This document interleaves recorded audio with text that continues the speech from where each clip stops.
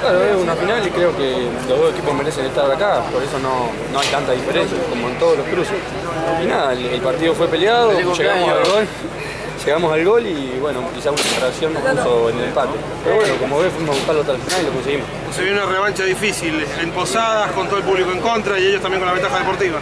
Sí, bueno, la ventaja deportiva, como ves, no nos calza mal porque siempre le jugamos igual a todos, así que vamos a ir a Posadas igual que fuimos a la acá, igual que fuimos a Tucumán. Y creo que nos va a ir bien. ¿Te guardaste la pelota? Siempre hace Juventud, algún gol siempre hace visitante. Sí, tenemos un ataque muy fuerte, juegue el que juegue, y bueno, por eso los equipos no pueden salir a atacarnos deliberadamente porque no saben con qué se van a encontrar en contra. ¿Dedicado a quién este gol y este triunfo? En tu caso, que fuiste la figura por haber hecho el gol de triunfo. A mi familia primero, que está apoyándome siempre, a mi novia, a mis amigos y a todos mis compañeros que dejaron el gol como si fuera de ellos. Uno de los chicos te trajo la pelota y la guardaste. Sí, ya la desinflé y la tengo en la mochila. Recién decía Bianco, ascendemos nosotros.